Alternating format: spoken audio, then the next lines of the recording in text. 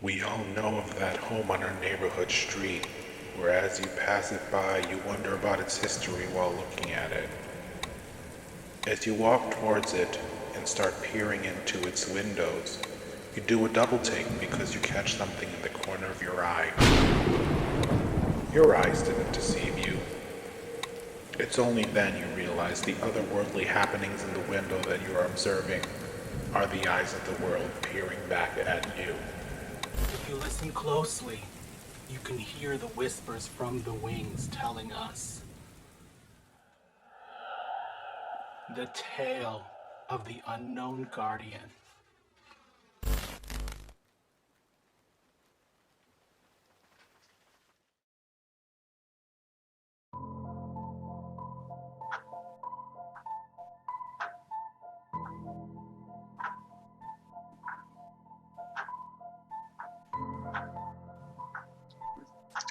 You've heard the phrase, you can run but you cannot hide. Well, sometimes you can't run.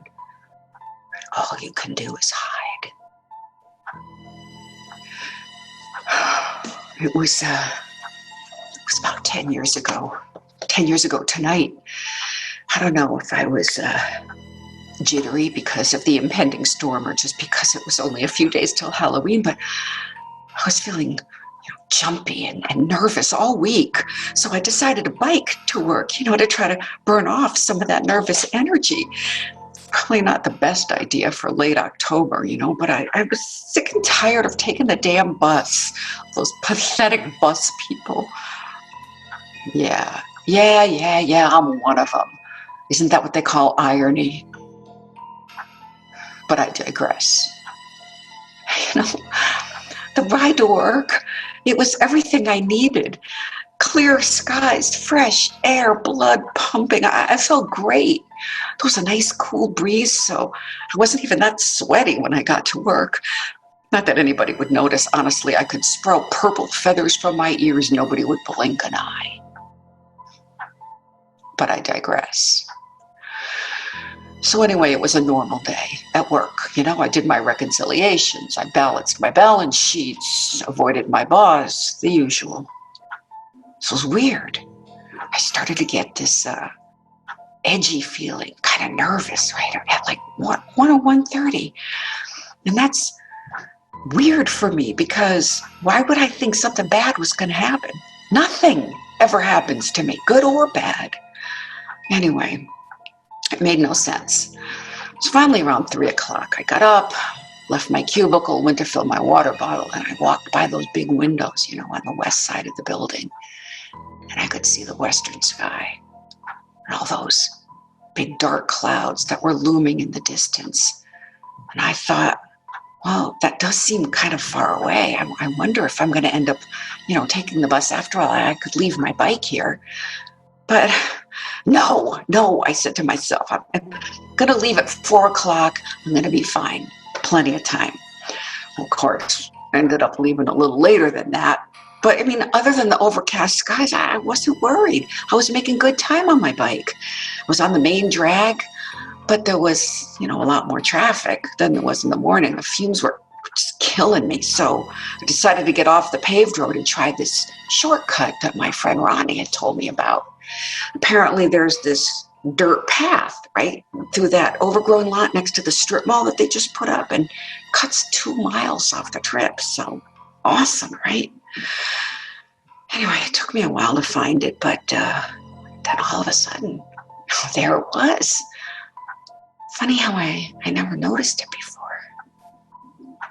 So off I went, moving along, pretty good.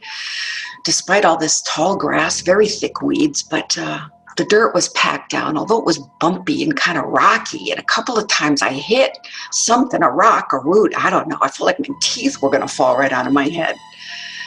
And then, wouldn't you know it, I must have hit something sharp because there goes the front tire. Damn it. So I felt in my pocket for my cell phone, and I remembered I'd left it charging on my desk. Damn it. I didn't really want to turn around, and then I would have to take the long way home wheeling the damn bike, so I just decided to keep going. So it's getting pretty dark by now, right? Like I said, late October. It's also getting kind of cold, and I could hear thunder rumbling in the distance. Oh, damn.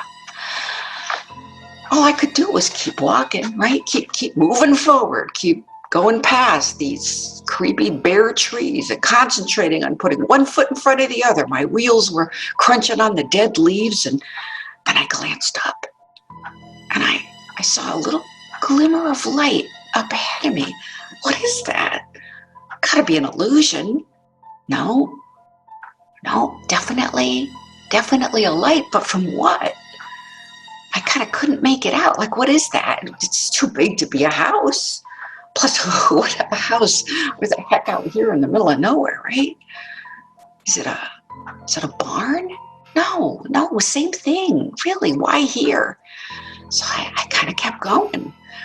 So finally I came to a clearing, and I could see it was a house. Oh, but not your typical suburban split-level piece of crap like in my neighborhood. No. This was a wonderfully eccentric Victorian-style conglomeration of wings and L's and gables. And was that a gargoyle up there? I actually really couldn't tell. It was too dark to see clearly.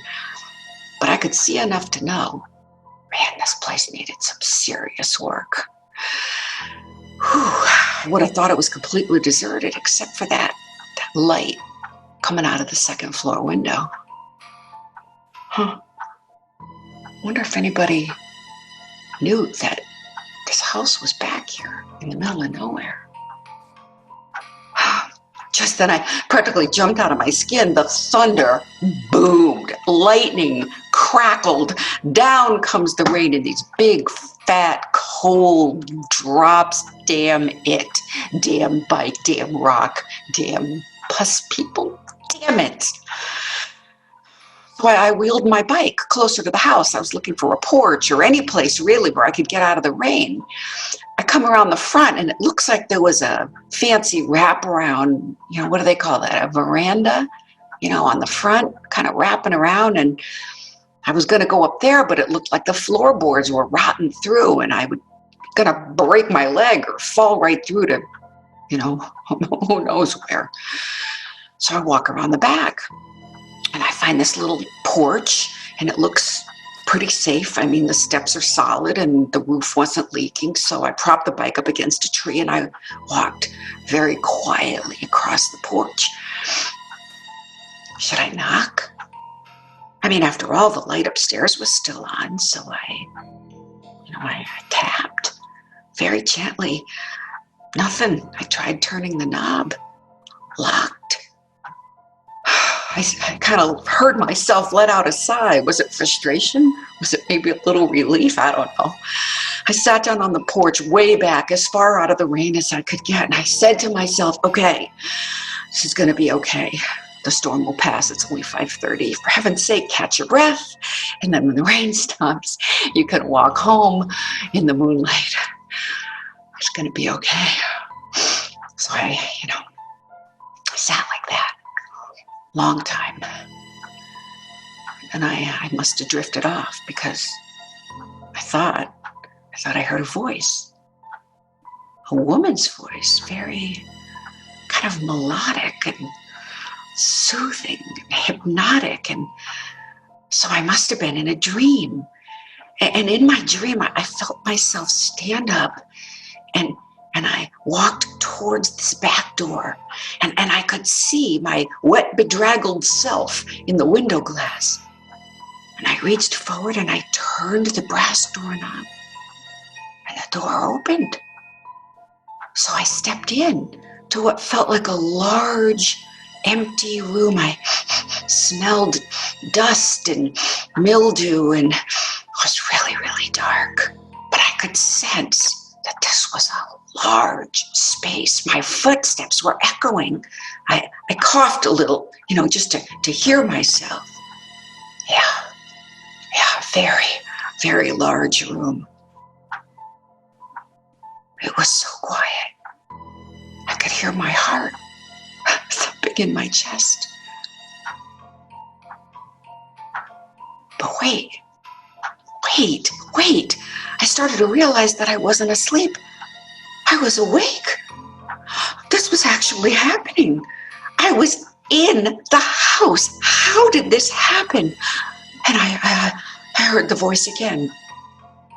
Come in, it said. Come in and rest a while. I took one step forward, and as I did that, the dusty chandelier in the room just started to glow ever so slowly, ever so quietly, just brightly enough where I could see my surroundings. So there's this row of dirty, torn velvet chairs lining the wall to my right, while an upended dining room table was pushed against the wall to my left, partly obscuring the window. How odd, I thought. You are welcome here, said the voice. Don't be afraid. Who is that? I called. What is this place? You are welcome here, the voice repeated. I felt torn. Like, should I stay here? Should I run? Where would I go? And I was cold, and I was wet, and I was hungry, and I could feel the cobwebs brushing my face. And I walked towards this faint glow in the hallway, and I found myself in this large foyer. And I looked to my right, and I looked up the stairs, and what I saw made me gasp. There, at the top of the stairs, an elaborate portrait hung on the wall. The light from the chandelier revealed only half the subject's face, but there was no mistaking the subject's identity. The person in the portrait was me. Behind me in the portrait was the same dining room table and chairs I had just passed. I've been here before. I've been inside this house. No, I whispered. That's not possible. Of course it is, child, a voice behind me stated.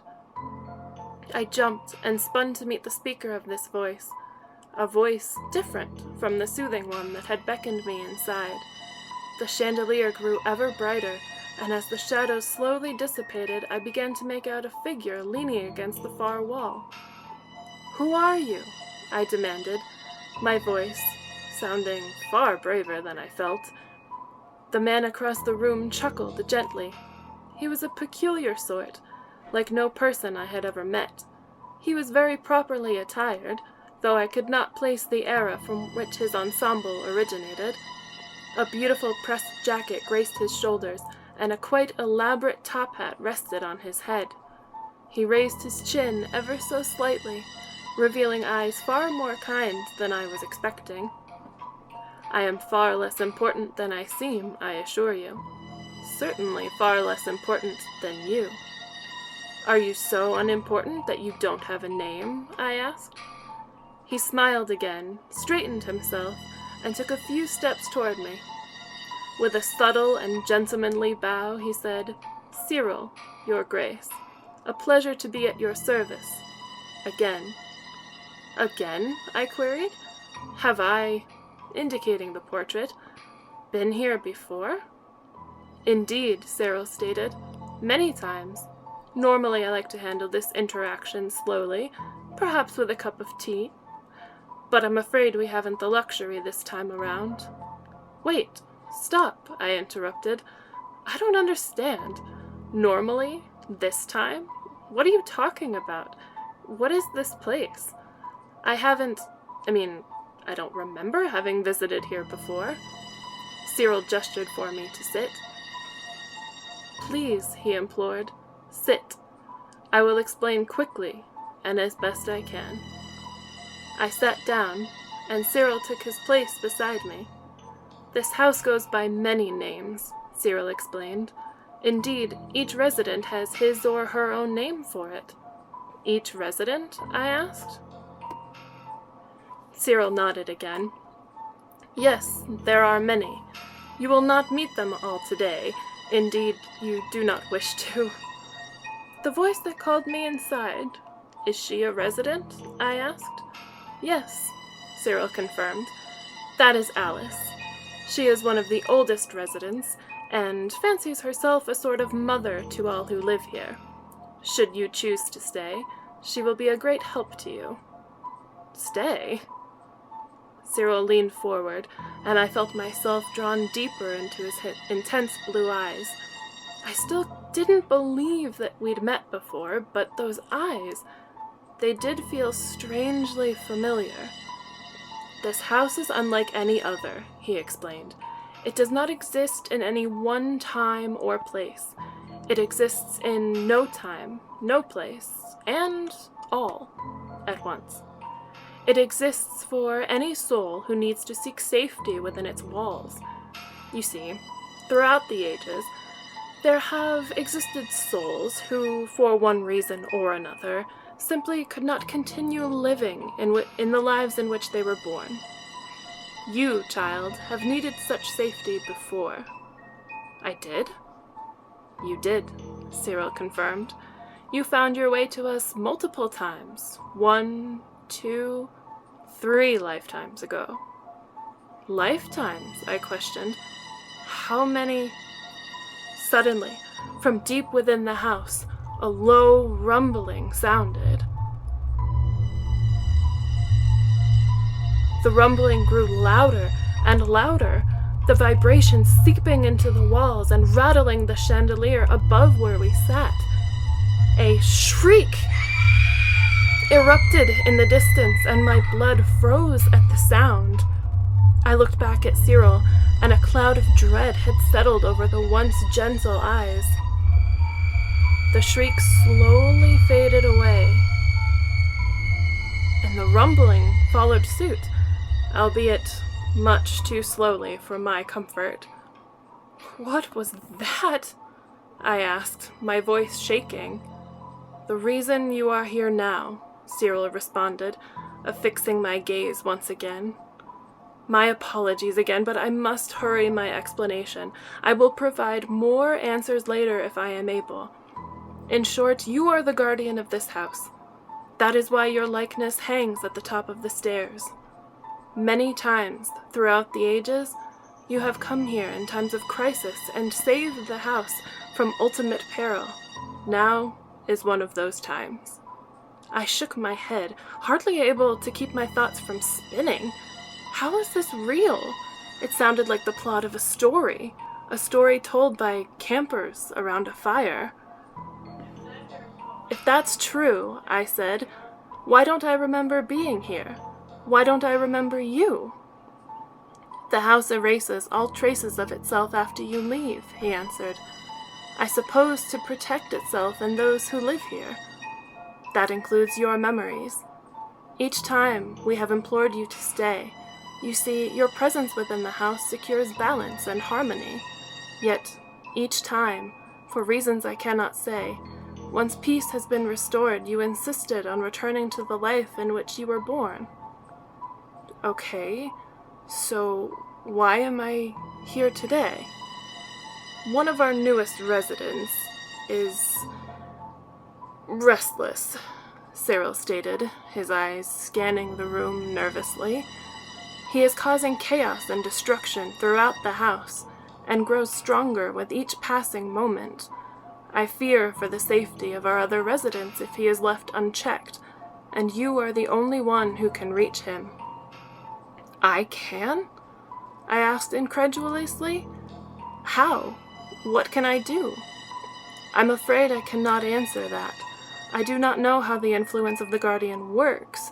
I only know that before he could finish, Cyril is suddenly thrown back against the wall by an invisible force.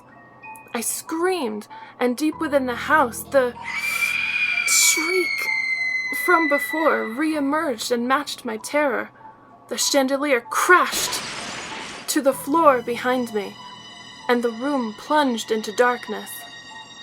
A faint light began to glow from the adjacent wall, and without realizing I was doing so, I stumbled towards it.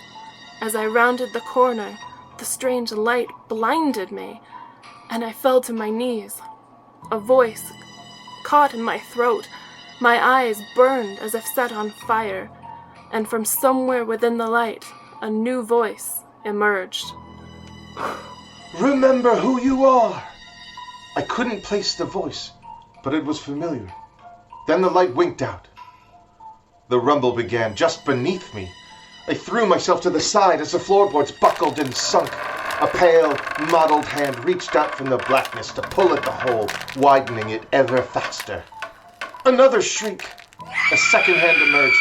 It began to climb up out of the pit. Look, I thought to myself, I don't even know what a guardian is. It's time to leave. I turned and ran. Cyril lay face down on the ground, not moving. Like every good horror story, I forgot to take the door to the outside. In a blind panic, I ran up the stairs, past my portrait, weird, right? Threw open the first door I saw and dashed inside. It was a small bedroom, and there were ghosts in it. There must have been 20 of them. "You're back," said a woman in a black dress. It was Alice. The rest of the ghosts gasped. "Look, I don't understand any of this," I whispered. "I was just trying to get home, and there was this house, and..." The shriek came again. The ghosts jumped and looked at each other in fear. "Where's Cyril?" asked Alice. "He fell," I replied. "Is he a ghost too?" "Why do you all look so scared? If you're ghosts, how can you be scared?" A man in a long paisley shirt and bell-bottoms replied, That thing can kill anyone, man, ghost or not. It can unmake you. You won't exist anymore." Alice solidified. She took both my hands in hers. "We can't help you. Every time you've saved us, you've been on your own. Every time you left, you never told us how. You said it was for each version of you to discover." Sounds like me. The crash and shriek came again, this time closer. "This thing is pure malevolence, pure evil. We've already lost so many." A strange thing happened to me then. Normally, I would be content to cower in the corner in this room until the inevitable nightmarish death came, but I felt responsible for these people. I couldn't let them down. No one else ever needed me for anything. I didn't know what to say, so I nodded and went back out the door. The thing was almost up the stairs. Something vaguely human-shaped. It glowed a sickly green. The light that spoke to me earlier flashed down the hallway, and I followed it. I hid in a small nook that held the bust of someone on a pedestal. I peeked out and saw a 70s guy try to run across the hall. The creature pounced. I finally got a look at it. And it was horrible. It was a dead thing, a lich. Shriveled, hollow sockets for eyes, lips pulled back into a rictus. Deathlight poured from those eyes. It swarmed on 70s and pinned him to the ground. He screamed in terror as the thing's mouth opened, my God, much too wide, and air started sucking into the maw. 70s screamed in pain as he was drawn in. The lich crunched down. 70s screams got worse and stopped altogether. The lich's mouth closed and the mini tornado died down. How do I fight this? While it was still swallowing, I ran, knocking the bust over. "Graceful, table for one." "Guardian." Its voice was like stones grinding. Light bloomed on a heavy door to my left. I swung through and slammed the door shut behind me. An art gallery. Even in the darkness and the decay, you could see this had been an enormous collection. Stuffed animal heads, now rotted and mildewy, paintings covered in moss were on display, and in one case, an assortment of medieval trinkets, including a sword. I grabbed it, and my arms vibrated. They knew immediately what to do. I felt better having it in my hand. I stood by the door and got ready. That familiar voice said, "It must stay unclean to survive." The lich pushed the door open and I brought the sword down hard. Dead things aren't that tough. Its right arm came completely off. This is going to be easy, I thought, when it turned and smiled at me. A new arm sprouted where the old one had been cut. It grabbed me by the throat and pulled me off my feet with terrifying strength. We flew across the room and it slammed me into the window. My shoulder broke the glass. Stunned, I dropped my sword. I felt the storm rush into the room, wetting my face. The thing screamed again, this time in pain, its skin burning where the rain touched it. I'd found its weakness. I knew what I had to do. I grabbed the sword and took off back through the hall, careering down the stairs. I saw Alice peering through the bedroom door. I tried to give a brave face. I'm not sure if it worked. I could feel it hot on my tail. I called out to Cyril, praying he was awake and okay. "Cyril, open the door!" As I turned the last corner, the lich caught up with me. It dove and we tumbled down the stairs. This time I held on to my sword. Cyril had heard me. The front door was wide open. The thing saw what I saw, but it was between me and the door. I charged it, bringing the sword straight through the monster. It grabbed with both hands, but I kept going, past the doorway, over the old veranda, and out into the rain. It instantly began to disintegrate. Bursting into flames as the rain hit it, it clawed at my face, and I held it down until it was gone. I turned to the house and gasped. The house was now beautiful, brand new. Light poured from every window. Soft music played. Cyril and Alice were on the porch. The house was fading, disappearing. They didn't speak, but their face said it all. Thank you. Thank you again. There was my bike, still busted. I picked it up and the sword and headed home. That was 10 years ago tonight. I started feeling the unease this afternoon. I clocked out early and went home and unwrapped the sword. The trail is here again. It's almost time.